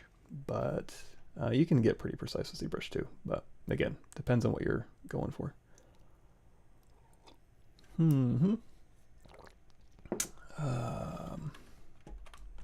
Let's see. Yes, Daz and well, what's the other one? There was another thing I used for. It was an auto rigging. I brought in animation. It was this one. This one here. So this was brought in from what? Oh, I forget the name of the program. Mixamo. So I brought in some Mixamo. I did an auto rig in Maya, and then brought in some. You can do that stuff in Mixamo too if you want. That was fun. I was just trying OBJ. I was trying to break it. So I prefer FBX because FBX is going to take all your subtool names, and I think it does the bounding box thing to make sure things don't scoot around.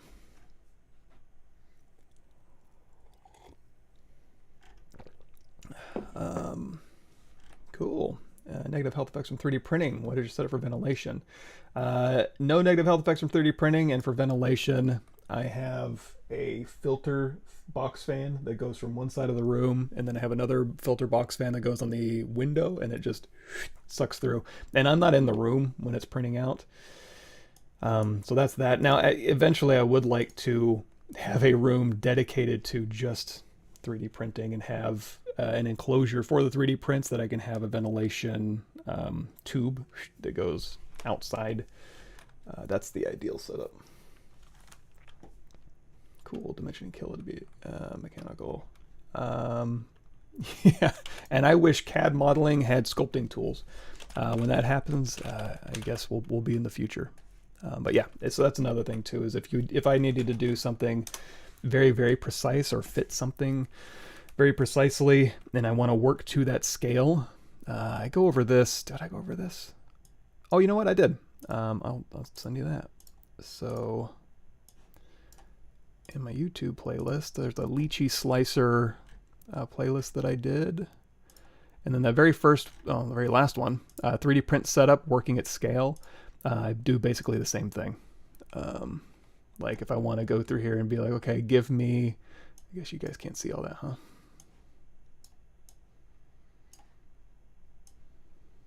If I need to work precisely to something, I can go in here and I say, give me a new sketch on this build plane, and I want to do a rectangle from the center, and I need it to be 150 by 80, and I need it to be, 150 millimeters up.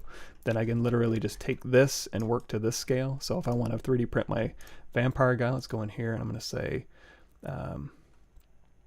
save mesh as. Don't need to worry about normal deviation because it's just a box. STL. Then back in ZBrush. Let's go out of edit mode, hit Control N. Import. Well, first of all, so I have this object here, and this is at ZBrush scale. So if I go down here to size, so geometry, size, and Z position, everything's all zeroed out. Size is set to 2, so XYZ size is about 2 is where ZBrush likes to be.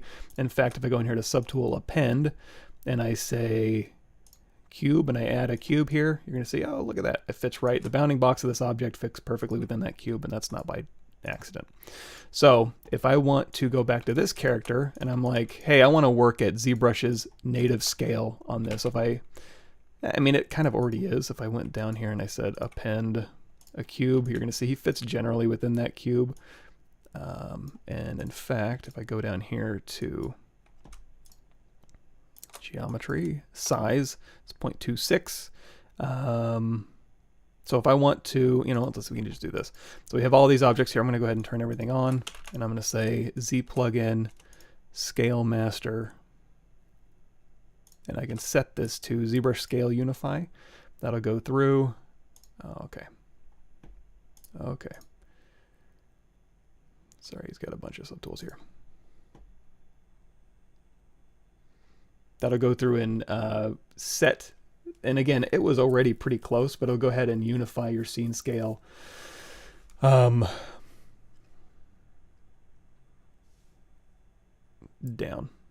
So, and again, it's a very minor adjustment in this case. But if I want to work to something specifically, you know, if I'm modeling in Max Moto Blender and I want to import that in, I'll show you in just a second. It will modify, or like Marvelous Designer. If we go in here to imports, from our desktop here, the build volume. And I'm always a little bit nervous, so I like to do a quick geometry modified topology mirror and weld across the x-axis. You know, so this thing is huge. If we go down here to XYZ size, it's set to 150. That's weird though, because when I import something, hold on just a second, edit, import, build volume, give this a second. There we go. That's what it should have done. Mirror and weld. So now, if I go down here and I look at the export setting, the scale set to 75. But if I look at the size, it's set to 2. So it already went through and did a ZBrush Unify scale. So everything works correctly within ZBrush. There's nothing weird going on. But if I need to fit something to this, I'm going to go ahead and rename this.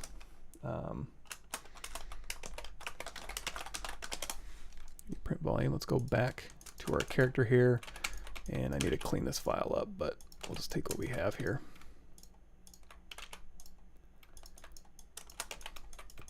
Okay, so I'm going to put, let's go in here to W. I'm going to Control Shift drag over a bunch of stuff. Hold on just a second. Say Control F, yes. Move. Let's drop these in. I'm going to go to Z plugin, Subtool Master, copy folder. Let's go back to our 3D print volume, and we'll go back here to Z plugin, paste folder, and it'll go ahead and paste all of those folder objects to my new scene. And since ZBrush's native scale is set to millimeters anyways, and that build volume I brought in was millimeters, the transpose line units will already be set. So now we can go to move here and we can say transpose set, and we can literally just scale this down to fit within our millimeter build volume that we know is millimeters because we brought in that scale. So now this is good. So I'm going to say W, turn off move multiple. So to test this, we can go into, let's see, W and then Y, we go to transpose line. And let's go in here to preferences. Oh, it doesn't make a liar of me. Transpose units. Unit scale 1. So how many units did we say this was? Its calibration distance should be that unit. 80, yeah. Now, my 10 minor ticks per. We probably just want, let's do 0 and 1 major tick. Just trying to get it to, there it goes, it shows up. So now that is 80 millimeters here. So if we went back in here, let's go ahead and turn off our build volume here, and we want to measure out how many millimeters things were. For example, this is how many millimeters wide? It is, this is 1 millimeter right here. So now we're working to that unit scale. Kind of weird, but if you do need, so Z plugin, I had that video that I think I linked, but Z plugin scale master, click this, and then click this little YouTube video, and Joseph Drust will walk you through the Scale Master specifics. You can also go in here to Clean Tool Utility if you want to download this and install it. This one will, like, I should have done a Show Hidden All before I went through and did a Unify. Cool.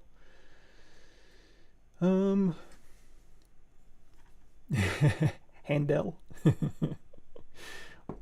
Great musician.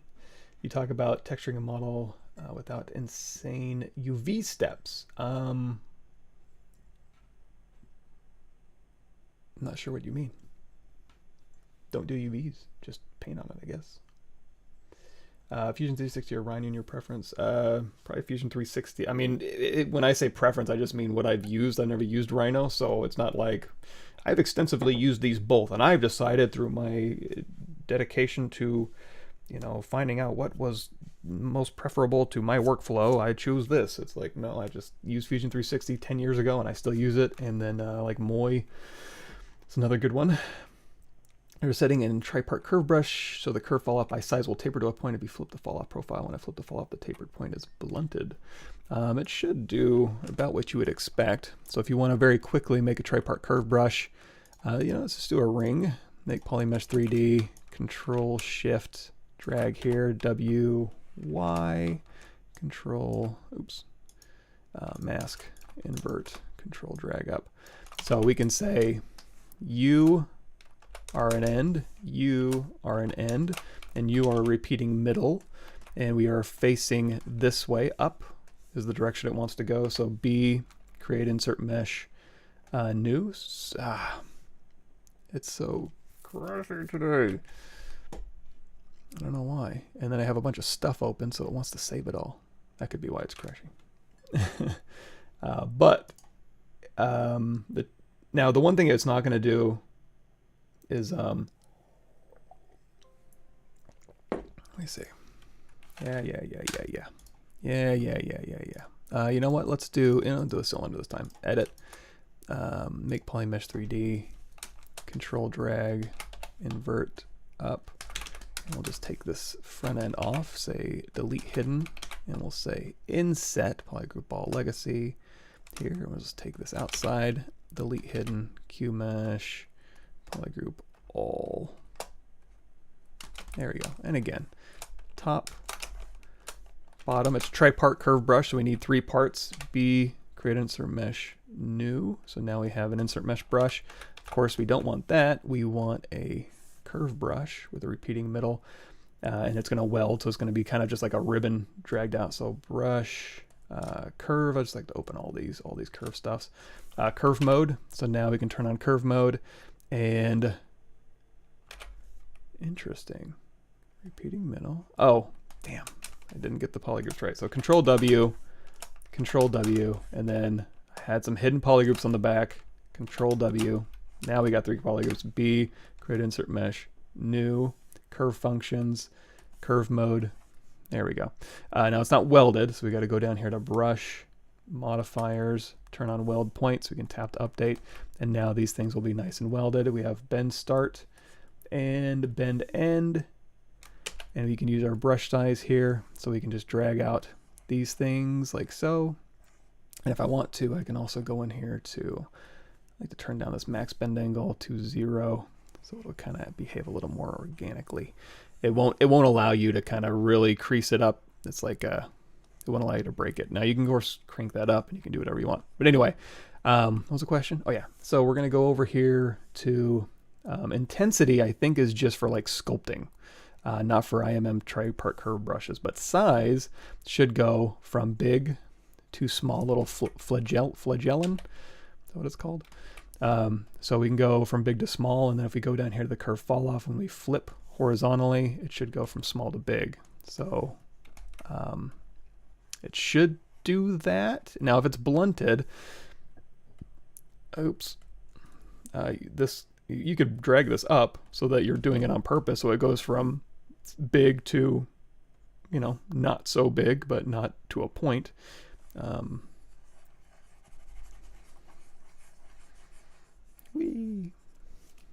Another thing you could try, if you did need, so for example, I have like a bend curve that I can pop in here, and we could say split mask points. Yeah, there's something screwy with the splitting stuff now. You can take a cylinder, and then you can use bend curve here. So cylinder here, edit, make polymesh 3D. I'm going to go ahead and you can hold down Alt, and you can scale along one axis here. And you know what? Let's do this. Let's do geometry, edge loop, delete loops, and I'm just going to manually add some in here so it's nice and even. So insert multiple edge loops. Keep the same polygroup. So here, W, go in here to bend curve, and then we can set our resolution. So now you can go through here, and you should have a ton of control to kind of go through and not only bend stuff out, but also go through and taper. But squeeze, scale, twist. So we can scale, you can scale down as you go, and you can scale up as you go. So you can use this to kind of fine tune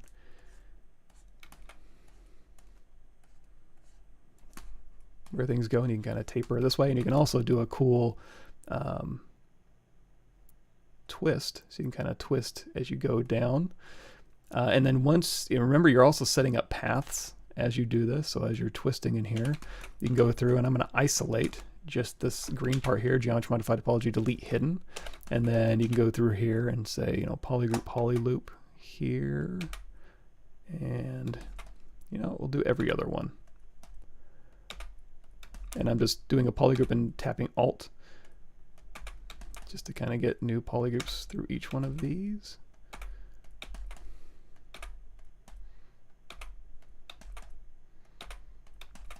Essentially what I'm doing is I'm setting up polygroup borders. That's enough. So we're going to go over here to stroke, curve functions, polygroups, and then do, I like to use my curve brush. I have a brush in here that I set up special for me. IMM underscore IMM. Where it is. Oh, no, it's not under there. It's under military. For some reason. There we go. Simple tube. So, and here you could go into size and go ahead and have it taper. But boy, it really does not want me to do anything this morning. And it should follow through. In fact, I can show you, I'll give you a whole playlist for that. So in here, look for, actually in here, this will be a little bit easier on my eyeballs than YouTube's playlist here. The ZBrush Summit 2018 in here. So here's the presentation. Let's copy this to y'all. So here's the entire presentation I did, and then, oh, perfect. Right way back in here when we were just doing the demos, just going through here and just, doing like coiled, you do hair, stylized hair, you can do coiled wires and stuff like that. You can check that out. And I also have down here under the tutorial series, there's 96 videos of a breakdown of every little thing in there. It's a little dated. It's 2018, so, a couple versions back. But, for what it's worth. All right, it's 8 o'clock. Any last minute? Let's go ahead and kill this up.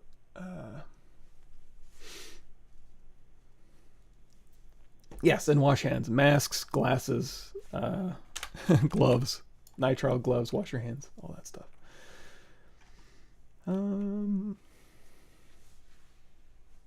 Cool. Cloth. Yeah, cloth is fun. Accessories is fun. Now I'm afraid to do it because I'm afraid if I put something on there and then split it, it's going to crash on me.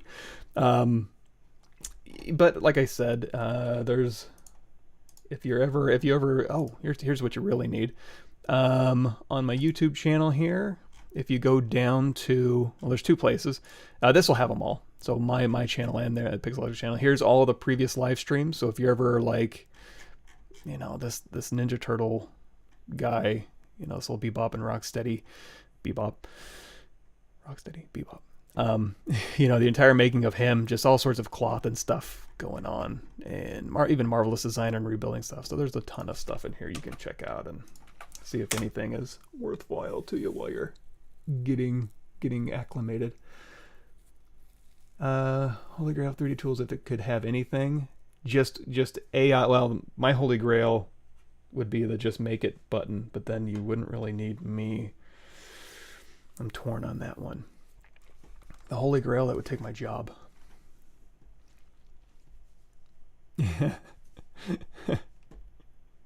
Yeah, not Blender. Until Blender becomes with the make it button. The Holy Grail would just be the dial in your sliders. I guess it would be something like this, where it would be what was that? That was GDC, so that was Halo. If you want to watch this GDC presentation, here's my Holy Grail. Way towards the back.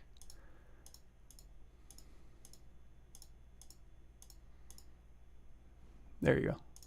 There's my Holy Grail. It's coming.